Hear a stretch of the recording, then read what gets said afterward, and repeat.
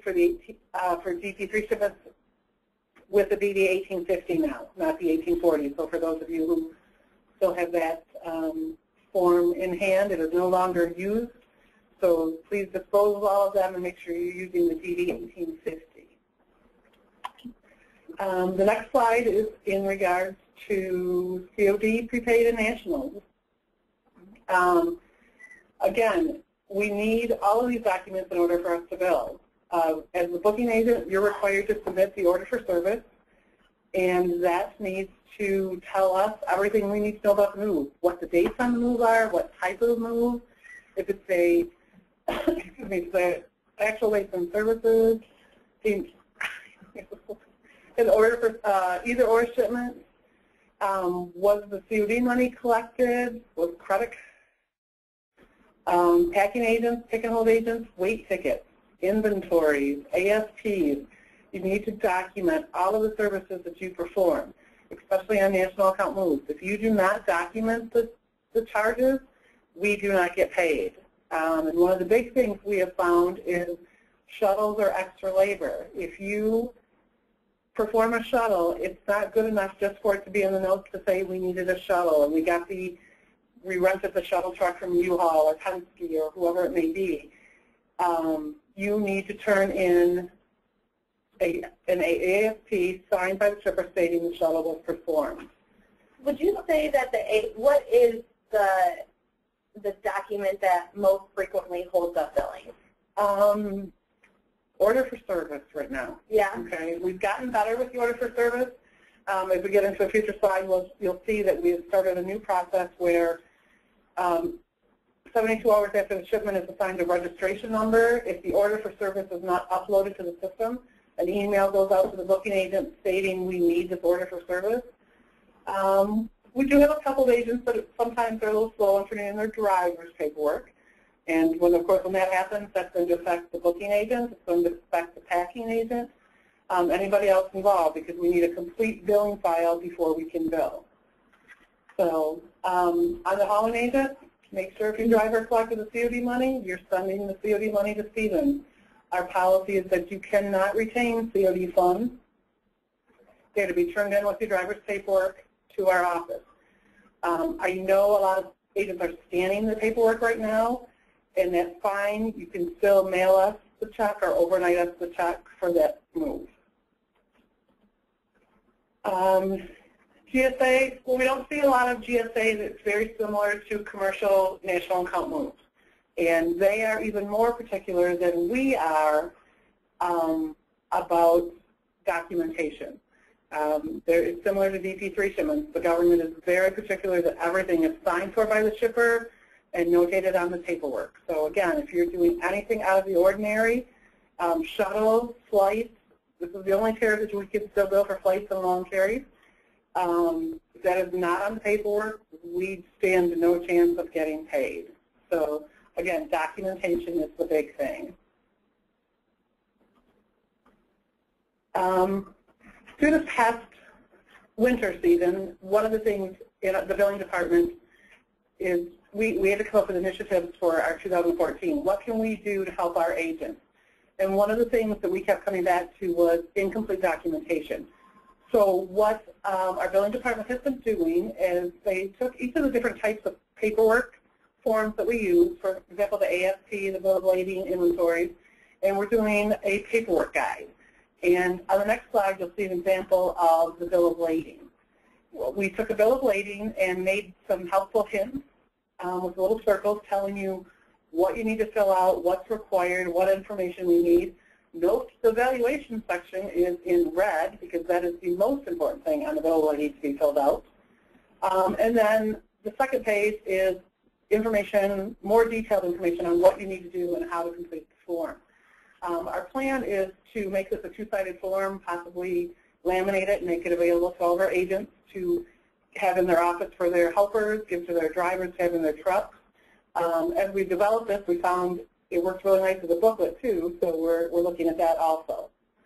We've actually gotten a chance to look at some of the forms, and on the next slide is another example of what like the ASP would look like. But you know, accounting has done a great job of taking each form that is required for each type of move and putting detailed information and instructions on how to do it. Somebody asked, will this guide be on the Stevens website? I'm assuming that you mean on the Stevens shop. And have you guys talked about that? We've talked about it. It's out for final draft right now. We sent it to a group of people to review one more time, and then once we've already had some good suggestions of things that we didn't think about as the billing department. So we're going to make those changes, send it out to another group, including our Stevens offices and a couple of agents to review and look for additional things that we can add to it. We want to make a hard copy available with laminated form, but we will probably also put it out on SPL Info so that you could just go out and print it yourself. Obviously, it won't be laminated. It's nice that you can get your driver to take in a truck, but yes, our plan is to put it on SPL Info and then make other copies available on the Stevens shop. So basically, there'll be a free form that won't be as nice, but it'll be free on Stevens Info, and then the nice copy will be on the Stevens shop. Correct. So we think this will help, especially one thing we've heard throughout is we change helpers sometimes, or we have a new person. This will be something nice you can hand them and say, here you go, when you're going out, this is what you need to make sure you do. So perfect. We hope this will be a good thing for everyone. The next slide talks about our document tracing process. This is something that we've developed in the last 6 months. Again, once a shipment has a registration number, our system knows that. It knows that it's a booked move. So 72 hours after that time, a daily email will start going out until the document is received. The easiest thing for you guys to do is to scan and upload the order for service to the website. That way it's out there, and once it's out there, the system knows that. It will stop the emails. And we'll talk a little bit more about scanning in the future slides. Delivery documents, an email is sent 7 days after the shipment delivers, requesting the document. And then after that, every 3 days until the documents have been received. We do have a couple of accounts that require billing within 10 days of delivery. On those, the first delivery request for paperwork goes out 24 hours after delivery, and then daily until we receive it. And unfortunately on those, sometimes we have to make that not nice phone call that says, if we don't have your paperwork by 5 o'clock today, you risk not getting paid. That's because if we don't turn our paperwork into the account within 10 days of delivery, our contract specifically says they may not have to pay us. So not trying to be rude, we're just trying to help you guys get paid. But again, if we don't get the documents and we can't get paid, we're not going to be able to pay you. So don't ignore a delivery document request. Don't ignore emails or phone calls. Please help us out on that. And then the last thing on there was miscellaneous paperwork. If we are missing a specific form or we need to know if COD money has been collected, we're going to call you or email you, which sometimes it's difficult to get phone calls. I know not everyone's in the office all the time, so you'll get an email. So if you see anything from the accounting department regarding paperwork, please respond to it as soon as possible, because remember, if we don't have everyone's paperwork, we can't pay the other agents until we go to file. So if you're the booking agent and haven't sent your order for service, that's going to affect the driver getting paid timely too. So, I mean, how will they see that email when it goes to them? Does it come from the accounting department? Well, it just comes from one of the girls, one of the people in the accounting department, and the subject is supposed to say need documents or paperwork. All right. So, but I will verify with my group to make sure that they are doing that. All right. Thank Okay. you. And again, if we don't receive the paperwork timely, it delays billing and revenue distribution for everyone, not just for the driver, not just for the booker, but for everybody. So this is where Katie's going to explain to you how to scan and upload paperwork. I'm just going to go through a brief demonstration on how to actually upload paperwork, because I know, sometimes people, like, I don't know how to do it, or I forgot, or like the transitioning of employees, you might have somebody new in the office. So basically, once you get logged into the system, you'll want to click on the domestic reg inquiry, and it'll bring you to this page. This will, you enter the registration number and click accept. If you click view upload images, you would click on Submission Form. It's going to ask you what type of category it is. There's only one option, the registration. The type for uploading paperwork is going to be paperwork, but here's another, if you have claims, kind of off topic, but if you have claims pictures or documents, you can upload them into the claims file. So I'm going to click paperwork, select options. From here, you can upload multiple things at one time. For this particular example, I'm going to click Browse, and on my desktop here is my document, and it's base papers for this particular shipment. Your paperwork codes are listed below. You can upload papers individually, so if you had the weight tickets, you could upload them under specific things, specifically inventories, it would be this code. Like I said, I have the document that I'm uploading right now is base papers. But another option, if you have your, Bonnie, correct me if I'm wrong, but you can, the signed order for service has to be uploaded separately on COD Move, but everything else can be uploaded under signed inventories, which is right there. It's number 51, or item or paperwork code 51. But that way you don't have to scan your inventory, scan your 619, scan your ASPs. You can scan everything together, and again, except for the signed order for service, because that has to be uploaded separately. But everything else you can scan and upload under signed delivery inventories. Correct. And the reason we ask you to do that is because we get a report every day of all the paperwork that's uploaded under that specific code, and that tells us that shipment is ready for the billing process.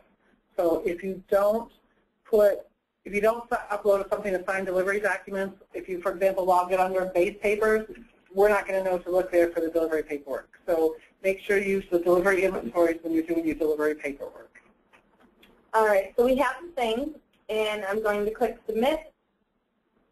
It's going to upload the file.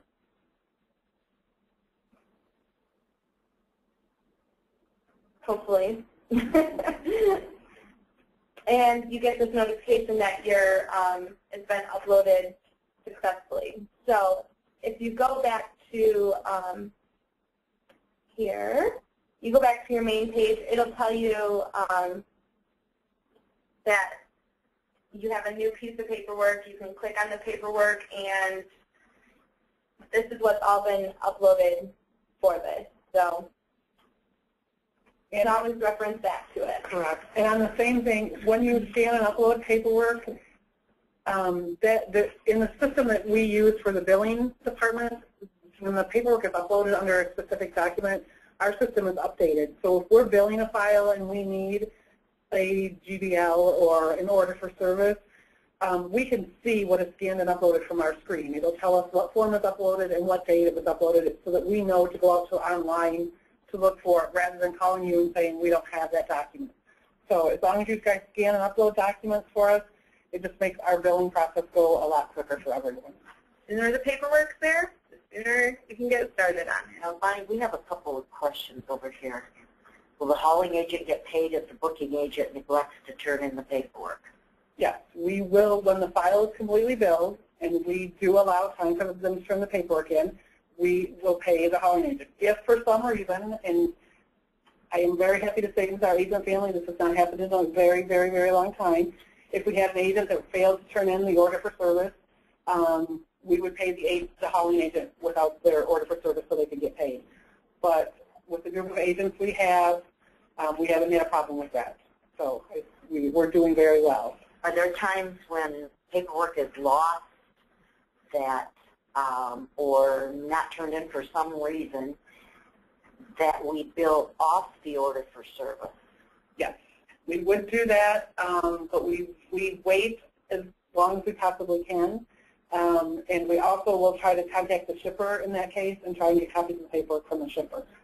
So if your driver for some reason paperwork blew out the window while we were driving down the road, we will call the shipper and say, we had a situation.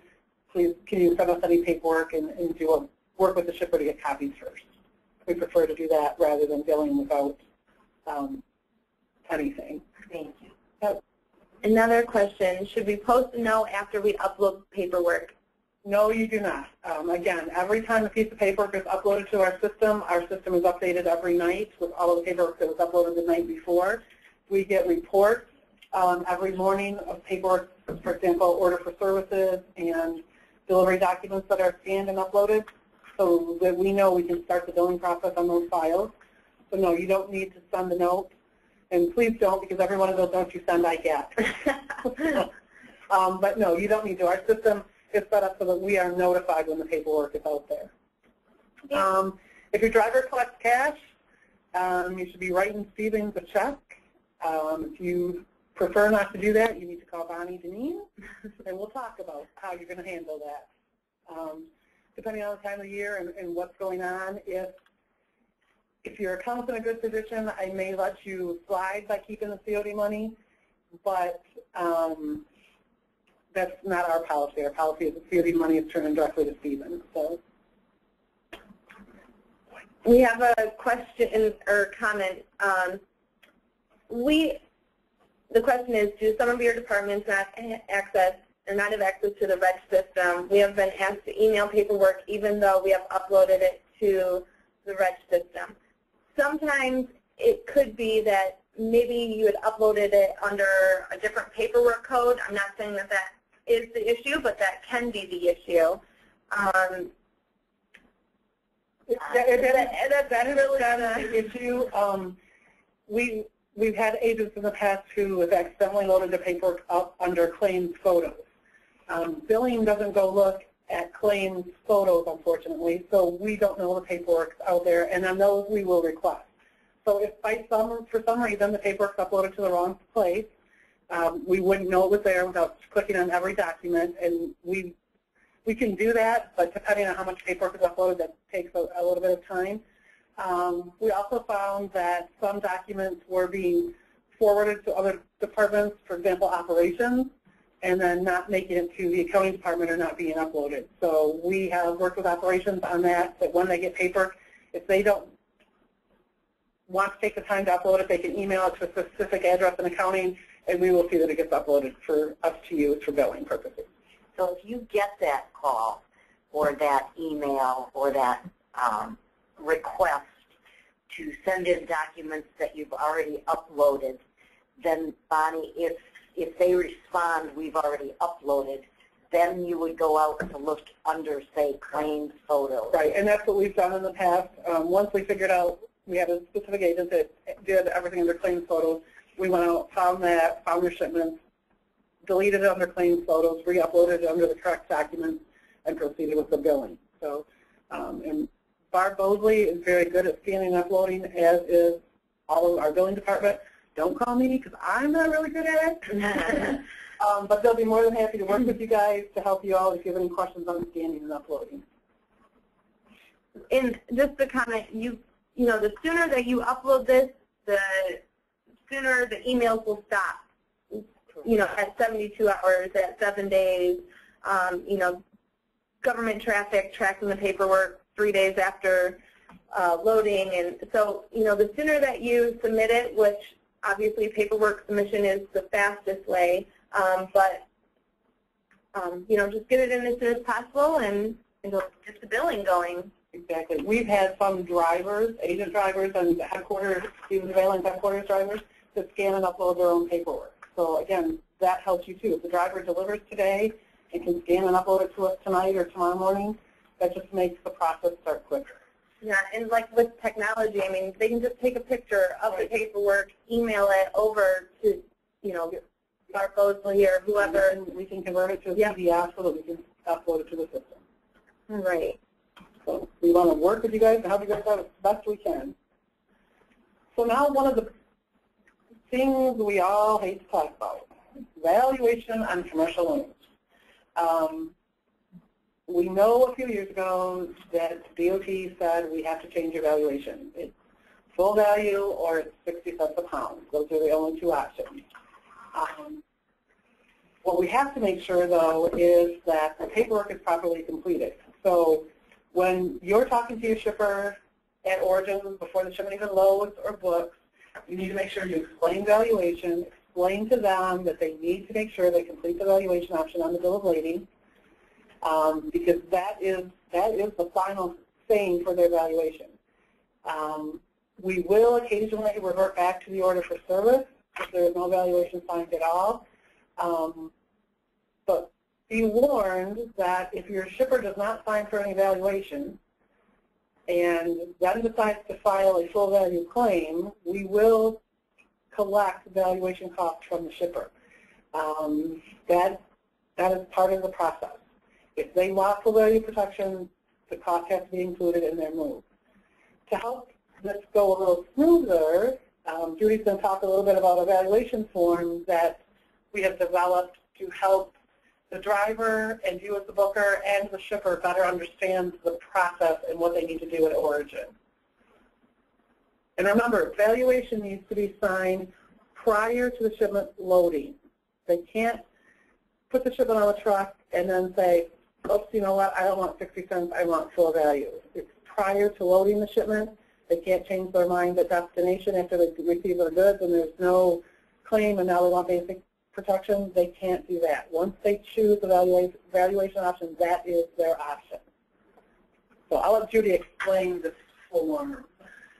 Okay, the form is printed prior to printing any of the rest of your driver's paperwork. In fact, if you don't print the form, it won't let you move on to print the driver's paperwork. There are 3 forms. By the time you are printing driver's paperwork, a selection should have been made when your salesperson was with the customer. Now, sometimes it doesn't happen. They are sure what they're going to do. They're checking with their homeowners. I have to talk to my husband. So sometimes the option has not been, the decision has not been made. So we have put the forms out there so that it lets them know, hey, listen, when you made your selection, when you talked to your professional at the time of the estimate, you decided on full value protection with 0 deductible. Or it could be, you know, $500 or $1,000 or $250. And it's letting them know that the cost is already factored into your price. But the Department of Transportation rules and regulations, you are required to confirm your selection on load day prior to load by signing the appropriate section of the bill of lading. This takes the onus off the driver. All the driver now has to do is present the bill of lading to the customer along with their selection. We also have a form that says you've selected 60 cents or you've opted out of the full value. And we have a form that says you've made no selection and you must do so now. And those are in the order, the order estimate and registration. If you go onto the print screen, and that's where you can print your driver's paperwork, it's right above the bill of lading. And as to what Judy said, you can't print the bill of lading without selecting one of the 3 options. So it's just be aware of it. I'm sure you guys have experienced it already if you've been cutting driver's paperwork. But you do have to select it. And we developed this form for 2 reasons. One, we were having consistent issues on payment. They would say the customer would either have signed for full value when they said, oh no, it shouldn't have been full value, and they didn't want to pay for it, or they would have selected 60 cents and said, whoops, I meant full value. I told my estimator that, and they file a claim. The second reason that we did so is, again, we want the customer and the driver, It is not the driver's responsibility, nor is he trained in selling valuation to a customer. We want to take that away from the driver. We want to make that our responsibility. And if you look at either of the other two options, you will see on the bottom it says if you have questions, please contact your your sales professional. All right, thank you. Okay, revenue distribution. Everyone wants to know what am I getting paid for doing this move? What's my percentage for hauling? What am I getting paid for booking? All of that information is found under Stevens Policy and Procedure 2.108, which is available on SBL Online, and Katie has there on the side where you can find it. Each section covers a specific department that, or specific move type, I'm sorry. So commercial, some of the things that are in those, in the sections for commercial are free full value protection. If for some reason you want to give an account free value protection, your booking percentages will be reduced. Your hauling revenue is reduced by PLPD. As a booker, you contribute to an advertising fund. Stevens Van Lines picks up, Stevens Van Lines Commercial Agency Division picks up part of the credit card fees, and the other half of that credit card fee is charged back to the agent. Pick and hold fees. If I'm doing a pick and hold, how much do I get paid? We have set amounts for each different type of moves that we have, and all of that can be found in 2.108. If you're not familiar with that, now's a good time during the slow season to get familiar with that.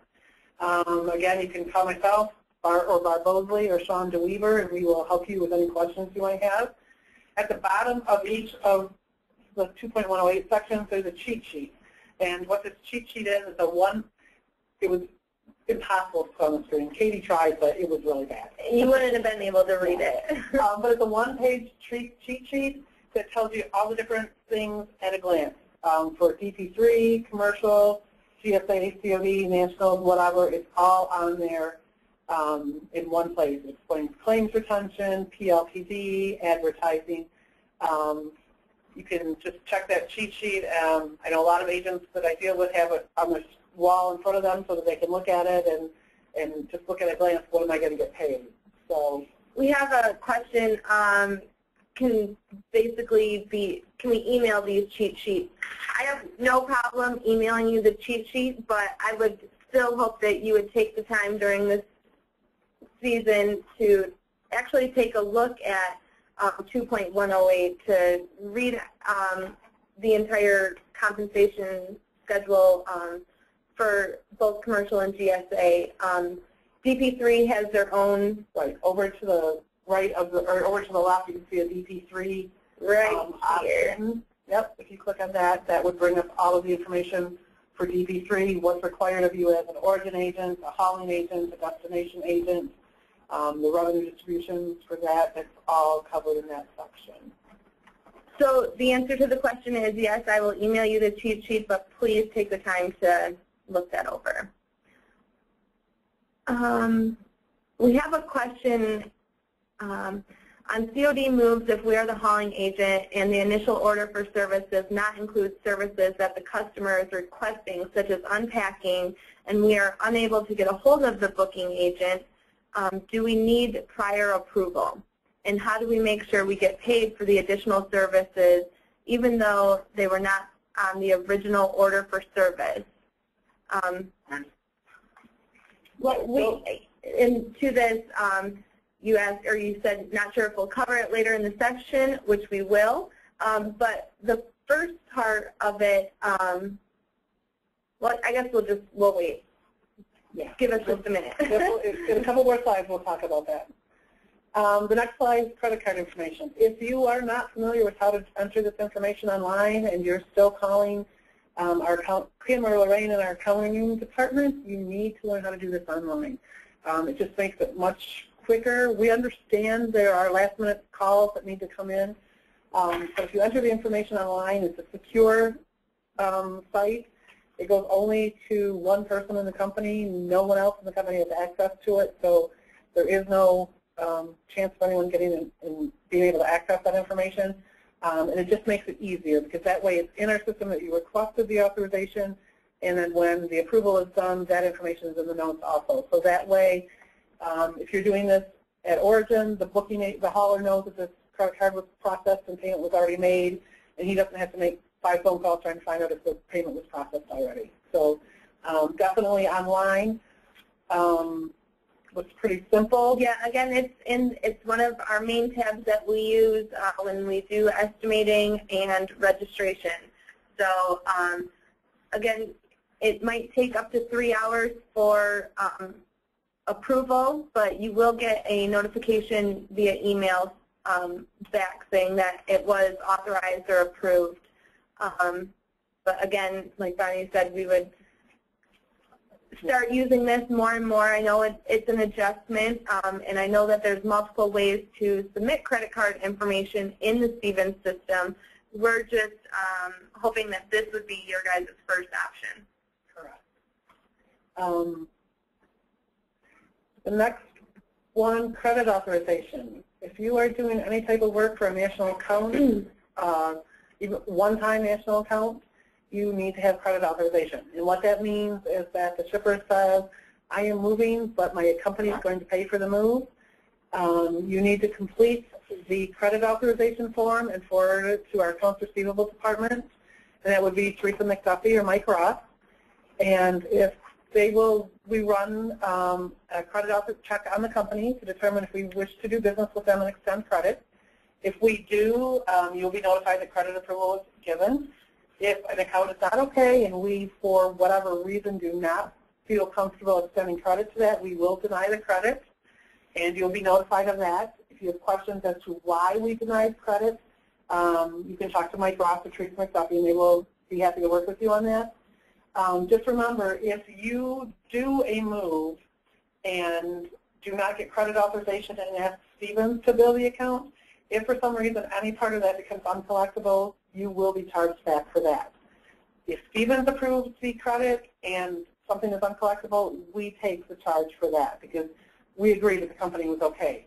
So if for some reason you choose to run a shipment without credit authorization, you risk the fact that if it's unpaid, you will be charged back.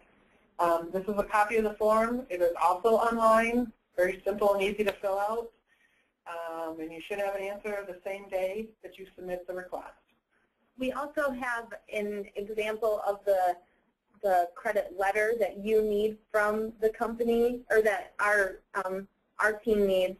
And so I can email that also, but basically it's on the company's letterhead, and it's giving Stevens permission to bill them instead of the actual customer. So we can forward that as well in the cheat sheet so you guys have it as an example. And bear in mind, when you get that letter of authorization, it needs to include both Stevens and your agency. Your agency has written that contract with your customer, but Stevens has to be on that letter of authorization in order to be able to bill, collect, go to bat for you if something comes up with collections. And one other thing on credit authorization, if in fact you get a denial on credit authorization, sometimes there are other options. Sometimes we will say we will accept a company check or a company credit card. We just won't bill. And those are for good reason or whatever, but there are sometimes other options that work out just fine.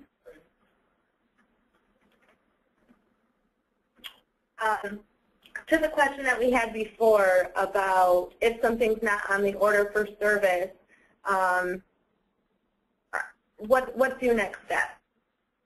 And it's getting an addendum signed to protect your revenue. Correct, because if the shipper is asking you to do something that is not on the order for service, that is a change to their order for service.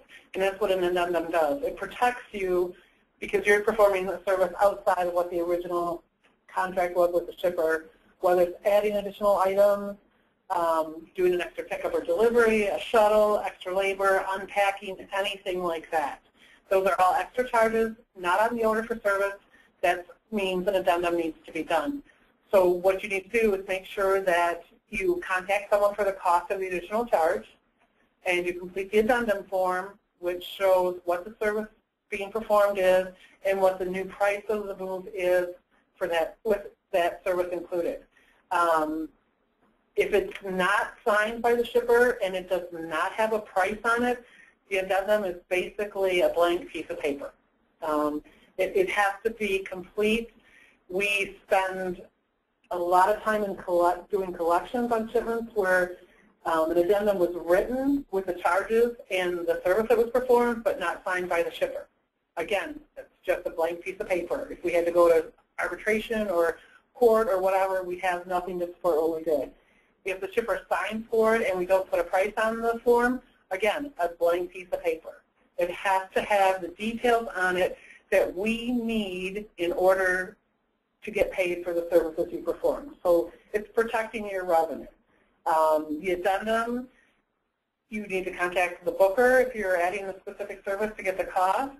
Unfortunately, I know this is hard for some drivers, but sometimes, for example, if the shuttle at destination, the driver is the one that is going to have to get the form signed because he's the one at residence. The booking agent is not there. So he needs to contact operations. Operations would get a hold of the booker, get the cost, notify the driver what that is, and then the driver would have to complete the addendum and get the shipper to sign it. Obviously, if there are problems with this not being signed or the shipper refusing to sign, then the booking agent needs to be brought into the picture. So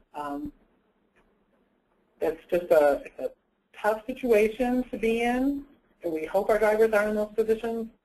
But unfortunately, most of the times we see an addendum happen, it is at destination.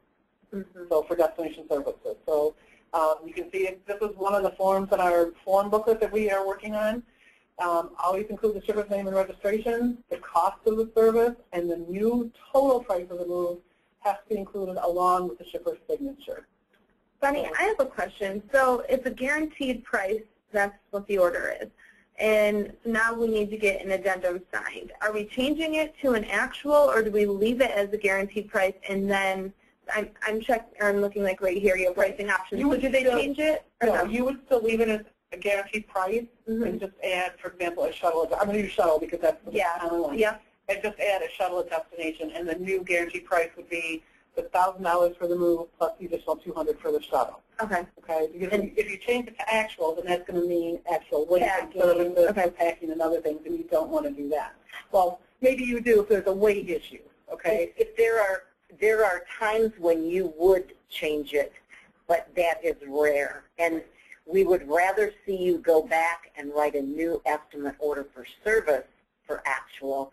And those situations usually come up at origin where the booking agent can go back out and do a new order for service.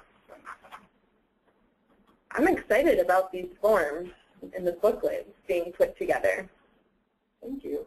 You want to get a question there? That it was, is it that the driver should be expected to do the addendum? And Bonnie said at times, yes.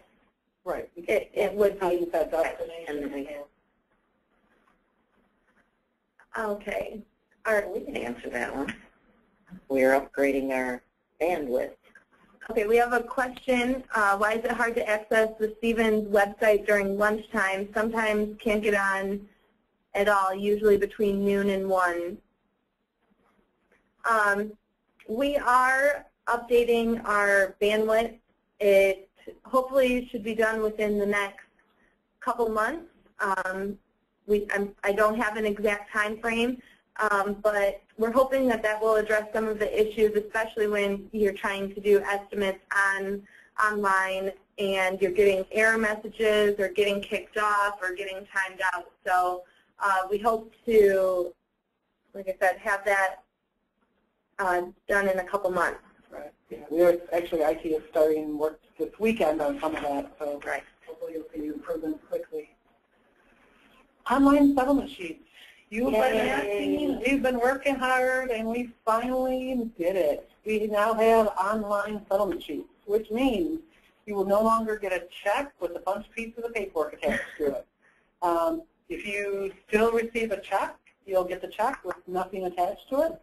If you get ACH, you know the process right now is that you get an email. Here, we have ACH next? Yep. Okay, actually we'll do the ACH right now too. If you're doing ACH, you get an email from the Stevens system that says your ACH payment for this week is $1,000. And then later on in the afternoon, you would get another email from Shonda Weaver that says, here's your ACH amount, and here's all the backup to support the ACH payments that you're getting. And then on Friday morning, your money would be in your bank. You don't have to go to the bank and stand in line to deposit the check. You don't have to wait for that wonderful check that's in the mail. We mailed it on Friday. It's Tuesday and you don't have it yet.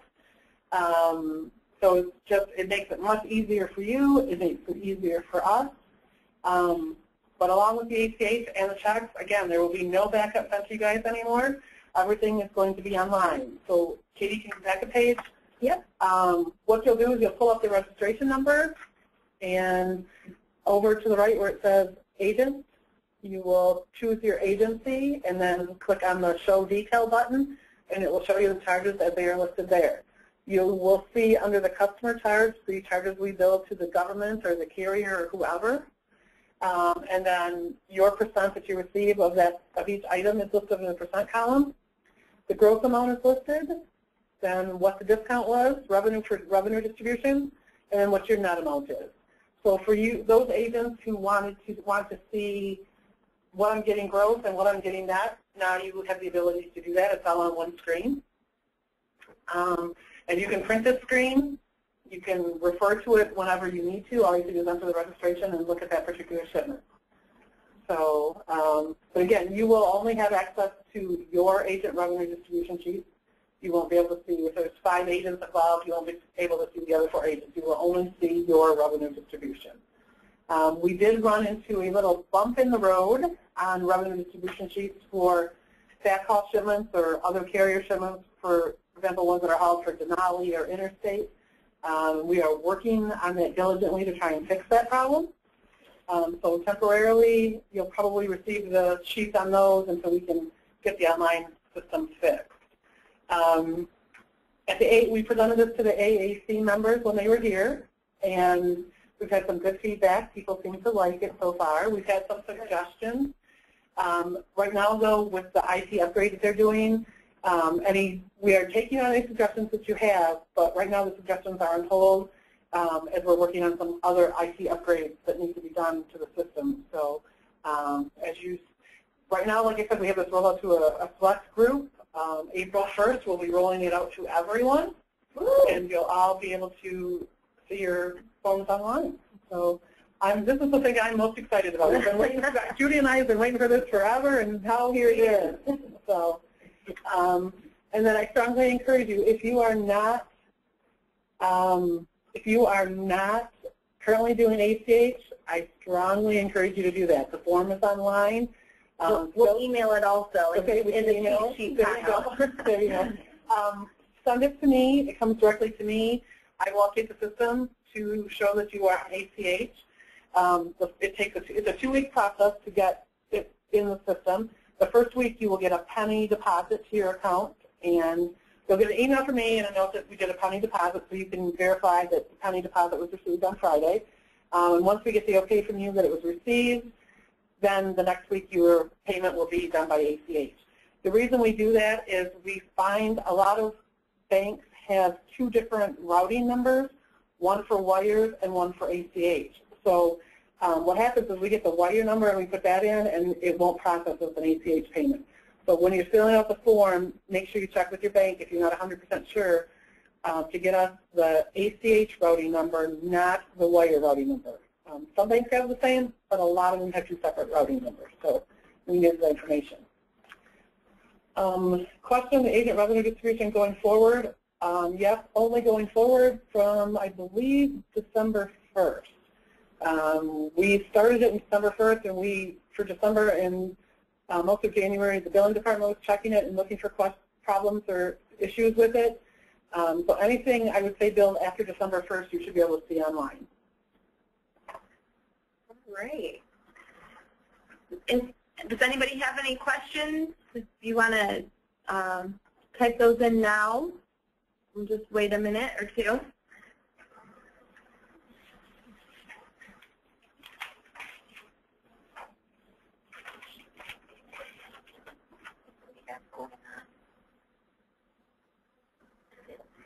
Oh, while we're waiting for questions to come in, we do have a few things going on. We actually yesterday just finished up the Keller Williams family reunion.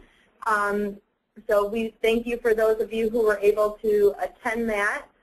We did get some great feedback from John Burkhart and Roger. On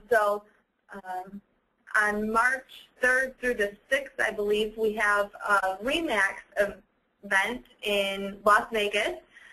So if you haven't registered for that, there was a notification that was sent out, and John would love to have you attend that. Real estate webinar on the 26th. Yep, we have our Realty Partnership Program introduction. That's going to be on February 26th at 3 o'clock Eastern Time. An invite went out yesterday on that, and I think we have close to 20 people already registered for that, so that's great participation. We're basically going to go over the entire program, the benefits of it, feedback that we've had so far, so it should be pretty interesting. The other, we have our sales conferences coming up, which is March 18th and 19th, I believe. Roger, is that correct? Let me unmute you here. Yes, are you there, Roger? That's correct, in Las Vegas. All right. So, yep, that is March 18th and 19th in Las Vegas. Do you have anything you want to share on that, Roger? No, we're excited about our lineup, and also April 10th and 11th will be in the Saginaw area there in Michigan. So if the Vegas isn't working for you time-wise or distance, we'd love to see you at our event April 10th and 11th in Frankenmuth, Michigan. Woo! And that one's great because, you know, if you do come to the event here at headquarters, you can actually come in and meet the people that you work with on a regular basis and, you know, put a face to the name. Also, the last thing is our webinar for next month is going to be March 19th, again at noon, and it's going to be on things going for the peak season, but specifically we're going to talk about driver recruiting, capacity, CSA, and EOBR/ELDs. So it'll be a lot of information, but it'll be good so that we're all prepared and on the same page for the peak season.